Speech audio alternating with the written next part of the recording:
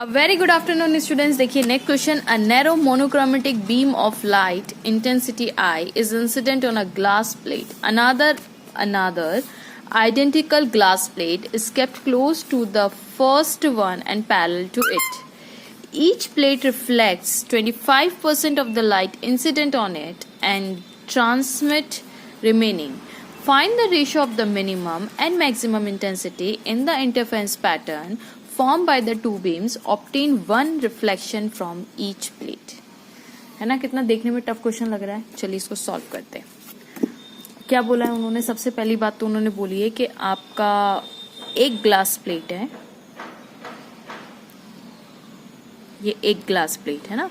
बोला है ना, a narrow monochromatic beam of light of intensity I is incident on a glass plate, है ना. ये ग्लास प्लेट है और उसी के साथ एक पैरेलल एक और ग्लास प्लेट रखी हुई है. ये देखिए, एक और ग्लास प्लेट, ये 1 और ये 2. अब इस पे वो कह रहे हैं कि एक लाइट आती है, इंसिडेंट होती है, उसकी जो इंटेंसिटी जो आ रही है वो है आई. ठीक है. Is kept another first one and parallel to it, मतलब केप्ट क्लोज, ये एक और पास में ही रखा गया है, पैरेलल टू इट.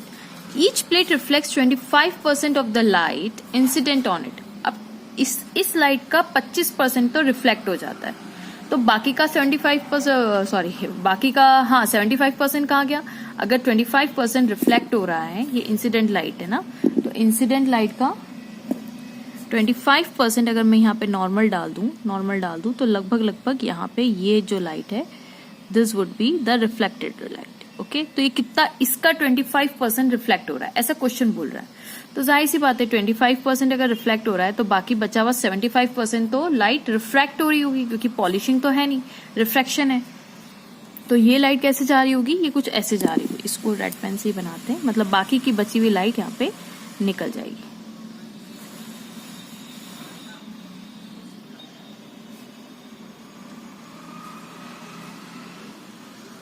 ओके, कुछ ऐसे चली जाएगी.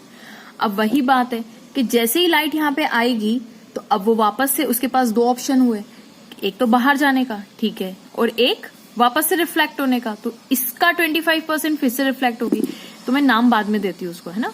तो फिर से रिफ्लेक्शन होगा. तो देखिए, ये अगर दिस इज, तो अब उसका रिफ्लेक्शन कुछ ऐसे होगा.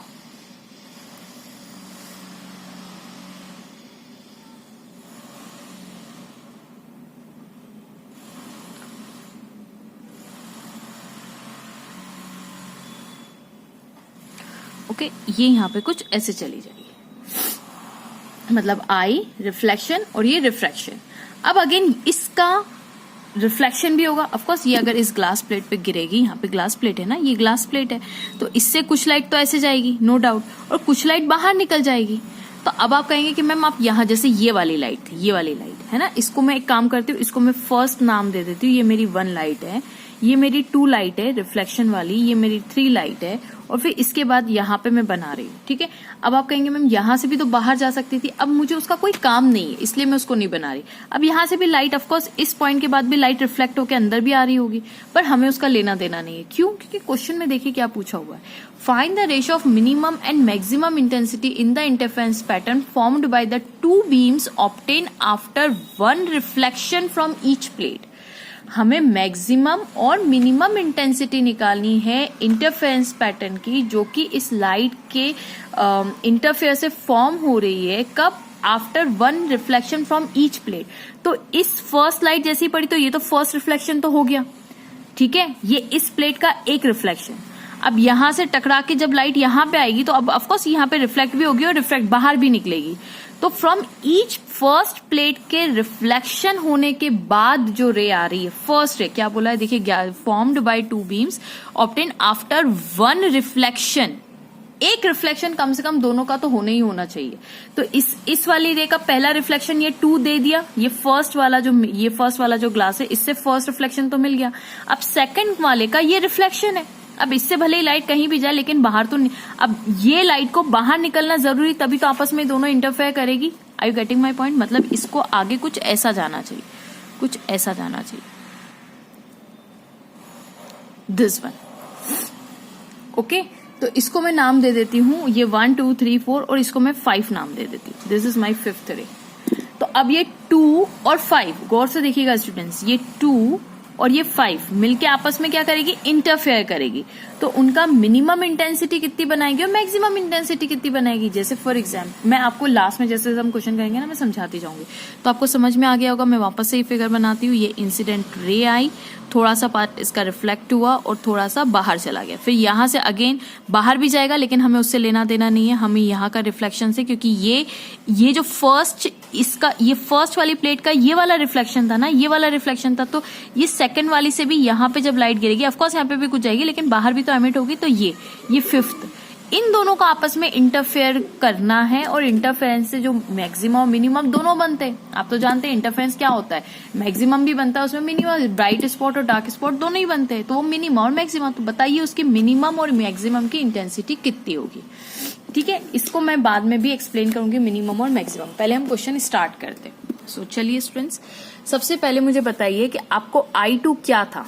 आपका I2 क्या है, रिफ्लेक्शन से मिला है, और वो कह रहे हैं कि each plate reflects 25% of the incident light, of the light incident on it. तो I2 is the reflected light which is, उसका जो इंसिडेंट लाइट थी वो कौन है, I, 25% ऑफ। देखिए 25, I2 क्या किससे बना है, तो 25% ऑफ का मतलब होता है मल्टीप्लाई, तो 25% of light incident on it. तो इस पे ये किससे मिलके बना है, ये I से आया है ना, ये I की वजह से ये पैदा हुआ है। तो I2 is equal to 25% of the I लिख सकते हैं क्या हम लोग। ठीक है, अब इसको आप करेंगे तो 25 बन जाए 25 4 that is equal to I/4। ये हमारा ये आ गया। अब I3 की बात करते हैं। I3 क्या है, अगर ये रिफ्लेक्टेड है, this is my reflected light. अब I3 क्या है, ये रिफ्रैक्टेड है। तो जाहिर सी बात है इंटेंसिटी तो, ये अगर लाइट 100% इंटेंसिटी से आ रही है तो 25% इधर गई तो 25% इधर, तो 75% इधर, 75% देखिए आगे 100 हो गया, 100% हो गई, दिस इज 100%। तो अगर 100% इंटेंसिटी आप देखेंगे तो 100% का 25% इधर जा रहा है, 75% इधर जा रहा है। तो अब ये I3 का मतलब क्या, I3 is the 75% of the incident light, है ना, that is will be equals to 3/4, है ना। ये काटेंगे आप तो 5 1 5, 5 2 सॉरी, हाँ 5 2 10, बट ये 5 2 10 क्यों जाएगा, 5 5 25 जाएगा। Okay, 5 2 10 and then 5 3 15 and then 5 4 20। तो देखिए 3/4 ऑफ I हो गया, ये अपना आ गया। अब सिमिलरली हम I4 भी निकाल सकते हैं कि अब I4 किससे आया, I4 is the reflected light, reflect हो रही है। अगेन यहाँ पे लिखते हैं हम रिफ्लेक्टेड, रिफ्लेक्टेड, कौन रिफ्लेक्ट हुई है, रिफ्लेक्ट हुई है हमारी I4 की बात कर रहे हैं। तो I4 is the reflected light जो कि किससे पैदा हुई है। अब ये I की बात थोड़ी ना करेंगे, हम बोलेंगे दिस इज दिस टाइम्स 25, ये रिफ्लेक्टेड है कि नहीं, और रिफ्लेक्ट, हर लाइट जो रिफ्लेक्ट हो रही है वो 25% है उसकी इंसिडेंट लाइट, जो लाइट उस पर इंसिडेंट हो रही है। तो इस मिरर पे इंसिडेंट तो I3 हो रही है ना, ठीक है, तो इस लाइट का 25% इंटेंसिटी 4 लेके जाएगा, ये लाइट 4 लेके जाएगा। ये जो रे 4 है, ये जो रे 4 है इस इंसिडेंट लाइट का, क्योंकि उसके लिए तो इंसिडेंट लाइट 3 हुई ना, तो इसका 25% लाइट 4 लेके जाएगा। इसका मतलब हम ये बोलेंगे दैट इज 25% ऑफ I3। और I3 की वैल्यू कितनी है students, that will be equals to 25/100 into I3 की जगह में लिख सकती हूँ 3/4 ऑफ I। ये 25 1 25 4 दैट इज कितना हो गया हमारे पास 3/16 which is equals to 3/16 of I। ये कौन हो गया मेरा I4 की वैल्यू आ गई, है ना। कितना बढ़िया क्वेश्चन है। अब आगे बढ़ते हैं। अब वो बोल रहे हैं I5 की वैल्यू। तो I5 क्या है, यहाँ पे तो कुछ लाइट मैंने बोला ना रिफ्लेक्ट भी हो रही होगी, हमें उसकी बात नहीं करनी, हमें इसकी बात करनी 5, क्योंकि 2 और 5 आपस में मिलके इंटरफेयर करेगी, बराबर है। 2 और 5 आपस में मिलके भाई बाहर निकलेगी तभी तो इंटरफेयर करेगी ना। तो उन्होंने यही तो बोला है आफ्टर 1 रिफ्लेक्शन फ्रॉम E, कम से कम एक रिफ्लेक्शन, आफ्टर 1 रिफ्लेक्शन। इस वाले प्लेन मिरर का रिफ्लेक्शन ये है और इस वाले प्लेन मिरर का ये रिफ्लेक्शन है, तो इससे 5 बना है, ठीक है, इसी से तो 5 आगे आया ना। तो एक रिफ्लेक्शन के बाद जो लाइट आपस में इंटरफेयर करेगी। अब वो आप सोचोगे मैम ऐसा क्यों बोल रहे हो, तो देखिए ऐसा भी तो हो सकता है ना, इस रे से यहाँ पे रिफ्लेक्ट हुई, फिर ऐसे और आगे जाएगी, तो कौन कौन सी रे का आपस में आपको इंटरफेरेंस, आपको मिनिमम मैक्सिमा चाहिए, आप समझ रहे हैं। यहाँ से लाइट आई तो यहाँ पे जाएगी, यहाँ पे जाएगी, फिर कुछ लाइट रिफ्लेक्ट होगी, कुछ लाइट ऐसे आएगी, फिर यहाँ से कुछ लाइट ऐसे जाएगी, तो ऐसे तो बहुत सारी रे बनती जाएगी। तो इसीलिए वो बोल रहे हैं कि फर्स्ट रिफ्लेक्शन के बाद, first reflection from each plate, तो इससे फर्स्ट रिफ्लेक्शन 2 आ गया, इससे फर्स्ट रिफ्लेक्शन ऑफकोर्स 4 है, लेकिन 4 अब यही 4 आगे जाके यहाँ पे 5 और फिर यहाँ पे कुछ और रे बनाएगा। तो हमें तो इसका काम है, तभी तो देखो ये दोनों बाहर निकली, इसकी वेव्स मान लीजिए ऐसे ऐसे आएगी और इसकी वेव ऐसे ऐसे आएगी, तो ये दोनों आपस में इंटरफेयर कर लेंगे। तो हमें 5 का मेन काम है। तो अब I5 क्या है मेरे पास, ये रिफ्रैक्टेड है स्टूडेंट्स, ये बाहर निकले ना तो रिफ्रैक्टेड, तो अब ये रिफ्रैक्टेड है तो I5 कितना हो गया, रिफ्रैक्टेड इज 75%, पर किसका 75%, किसका 75%, तो इस 3 की कुछ लाइट ये बनी, अब इस 3 की कुछ लाइट तो ये बनी, सही बात है 4 बनी, और कुछ यहाँ पे बाहर निकल जाएगी, रिफ्रैक्ट होके बाहर चली जाएगी। अब हम उसको तो बताएंगे नहीं, वो तो जाने दीजिए। अब इस 4 से 2 पार्ट होंगे, एक तो ये रिफ्लेक्शन यहाँ पे कुछ जाएगा, ये देखिए इसका रिफ्लेक्शन कुछ यहाँ पे जाएगा, हमें उससे मतलब नहीं है, लेकिन यहाँ पे जो गया वो रिफ्रैक्टेड है, तो ये पैदा किससे हुई है, ये वाली इंटेंसिटी ऑफ लाइट किससे, 4 से आई हुई है। तो हम कहेंगे I5 75% ऑफ I4 से मिलके बना है, ठीक है, दैट इज इक्वल टू, और I4 की वैल्यू अभी मैंने निकाली, तो 75% बाय 100 इंटू 3/16 ऑफ I, ये I की टर्म्स में आ गया, I4 की जगह, ठीक है। तो ये आप करेंगे तो ये अगेन 3/16 होगा, काट पीट के, ओके, और ये 3/4 ही होगा, है ना, 3/4 होगा, ओके। तो final answer is 9/16 of I, ठीक है।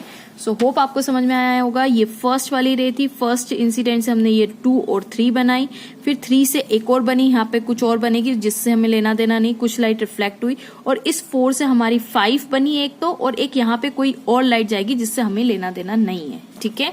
तो मैंने 5 किससे बनी थी, 4 से, इसीलिए क्योंकि वो रिफ्रैक्ट हुई है इसलिए 75% ऑफ I4 लिखा है मैंने, ठीक है। अब इसको बस हमारा काम हो गया। अब ये 2 and 5 will interfere, वो आपस में इंटरफेरेंस करेंगी ना, बस हमें वही काम करना है। अब आप जानते हैं इंटरफेरेंस का फॉर्मूला इंटेंसिटी का जो होता है फॉर मैक्सिमम इंटेंसिटी, आप जानते हैं मैक्सिमम इंटेंसिटी हम कैसे निकालेंगे, पहले हम वो रिजल्ट उसकी बात कर लेते हैं। आप जानते हैं ये एम्पलीट्यूड होता है, R is the resultant amplitude, जिसकी वैल्यू होती है A² + B² + 2AB cos theta, theta is the angle between A and B, ठीक है। अब अगर मुझे मैक्सिमम एम्पलीट्यूड चाहिए, हम लोग वहां पे है ना इंटरफेरेंस के अंदर, हम लोग याद करिए, हम लोग वो करते हैं, हम सोचते हैं कि A is approximately equals to B कर देते हैं, तो हमारा डार्क या तो उजाला बनता है या बिल्कुल अंधेरा, फिर उजाला फिर अंधेरा, फिर उजाला फिर अंधेरा।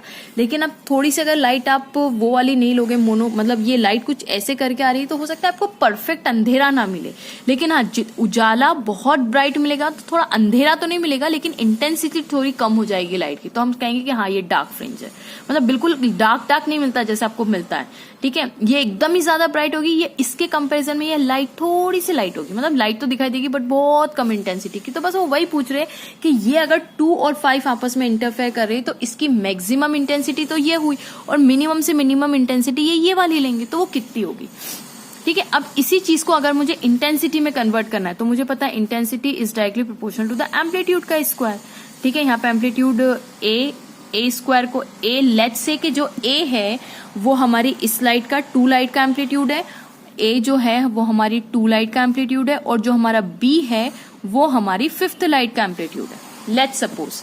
तो इसके जो इंटेंसिटी है वो I1 नाम दे देती हूँ, इसकी इंटेंसिटी को मैं I2 नाम दे देती हूँ, और क्योंकि इंटेंसिटी एम्पलीट्यूड का स्क्वायर होती है तो I1, और ये मैं B2 B² is equal to I2 नाम दे देती हूँ। वह K इज द कांस्टेंट है यहाँ पे, तो मैं कांस्टेंट K को 1 कर देती हूँ थोड़ी देर के लिए, ठीक है, मेरा काम इजी हो जाएगा। और R is the resultant amplitude, तो रिजल्टेंट एम्पलीट्यूड की मैं इंटेंसिटी को I नाम दे देती हूँ, which is equal to proportionality आप हटाएंगे तो ये लगेगा, K की वैल्यू मैंने 1 मान के रखी है थोड़ी देर के लिए, तो I is equal to R²। तो अब यहाँ पे आप इसका स्क्वायरिंग कर लीजिए, हम डेरिवेशन भी कर लेते हैं, तो स्क्वायरिंग करेंगे तो R² is equals to A² + B² + 2AB cos theta, correct बात है। अब आर स्क्वायर की जगह मैं आई रख दूं तो आई आर स्क्वायर की जगह आई रखेंगे। हाँ, a1 का square that is i1 plus i2 plus, अब ये तो a है ना, तो इसकी जगह मैं 2 under root of i1 2 under root of i2 कर देती हूँ। अब मुझे चाहिए students maximum intensity. Maximum intensity कब होगी? जब थीटा 0 होगा। कंप्लीट याद है?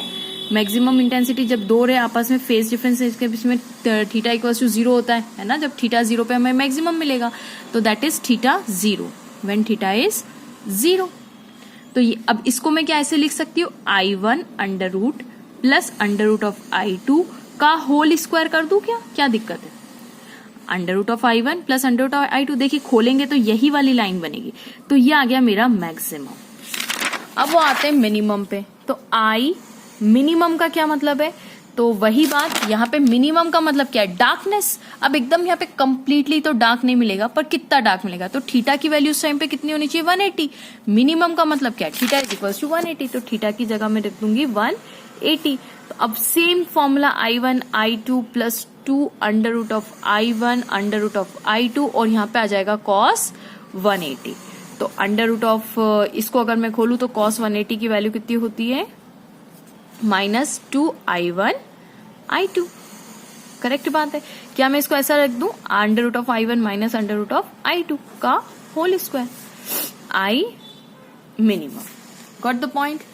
अब हम लोग क्या करेंगे? इनका रेशो ले लेते हैं। तो I minimum upon I maximum. ठीक है, तो मेरा फॉर्मूला क्या बन गया? Under root of i1 minus under root of i2 है ना, ये मिनिमम का, और मैक्सिमम का यही फॉर्मूला आप लोगों ने इसलिए डायरेक्ट बुक में दिखा था। मुझे डेरिवेशन करना था इसलिए मैंने वो भी करवा दिया।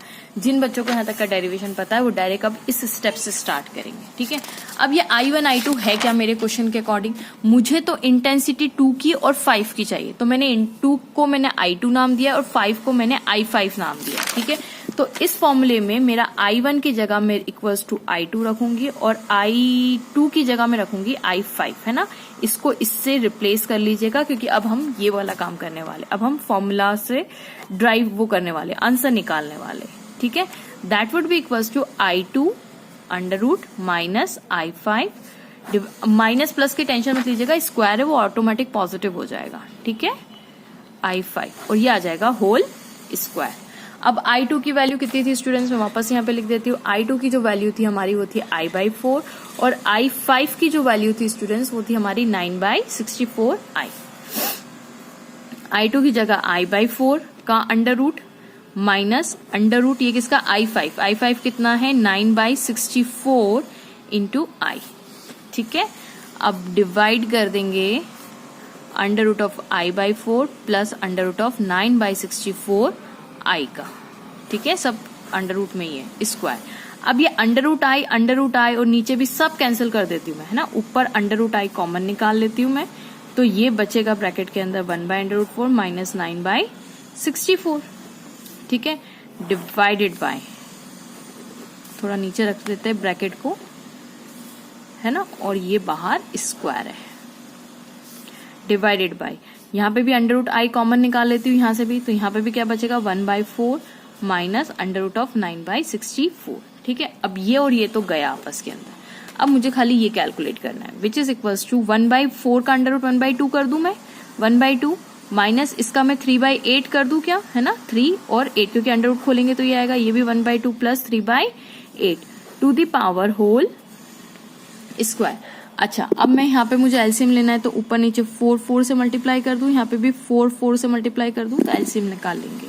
तो आंसर आ जाएगा मेरा 4/8 माइनस 3/8 डिवाइडेड बाई 4/8 प्लस 3/8 का होल स्क्वायर। तो 4/8 और 3/8 करेंगे तो ये आ जाएगा आपका 1/8 और नीचे आप देखेंगे तो 4 और 3 4 और 3 7, तो 7/8 का whole square which is equals to 1/8 into 8/7। Reverse कर देंगे, है ना, इसको सॉल्व करके, that would be equals to 1/7 का whole square which is equals to 1/49। ये किसका रेशो निकाला मैंने? I minimum divided by I maximum. तो रेशो कितना है? 1/49। देखिए रेशो ध्यान से देखिएगा क्वेश्चन में, obtain find the ratio of, देखिए मिनिमम पहले लिखा है फिर मैक्सिमम बाद में। So this is the intensity. ठीक है, तो मैक्सिमम इंटेंसिटी और ये मिनिमम इंटेंसिटी, मतलब कहने का मतलब है आई मिनिमम को अगर 49 is equal to I maximum, मतलब जो मैक्सिमम ब्राइटनेस आपको मिलेगी वो मिनिमम के 49 टाइम्स ज्यादा मिलेगी, या फिर आप कह सकते हैं जो मिनिमम है वो इसका बहुत 1/49 टाइम्स कम मिलेगा। ठीक है, मतलब इतना रेशियो में कम मिलेगा। अगर ये आप 100% समझे तो इस मतलब 1 समझ रहे हैं, हाँ 100% समझ रहे तो उसका 49 टाइम्स कम कर दीजिए तो इतना आपको थोड़ा सा डार्क मिलेगा, पर कंप्लीट डार्क नहीं मिलेगा। इंटेंसिटी का कम होना भी डार्क ही बोलते हैं ना हम लोग, पर हाँ कंप्लीट डार्क नहीं मिलेगा, क्योंकि कंप्लीट डार्क में होना क्या चाहिए था, amplitude A1 is equals to A is equals to B हो जाना चाहिए था, तभी तो हम इंटेंसिटी I1 I2 दोनों बराबर बराबर करते थे, है ना। So hope this is the required solution of this question. आपको पसंद आया होगा, समझ में आया होगा। Please don't forget to like, subscribe and share my channel. Thank you so much for watching.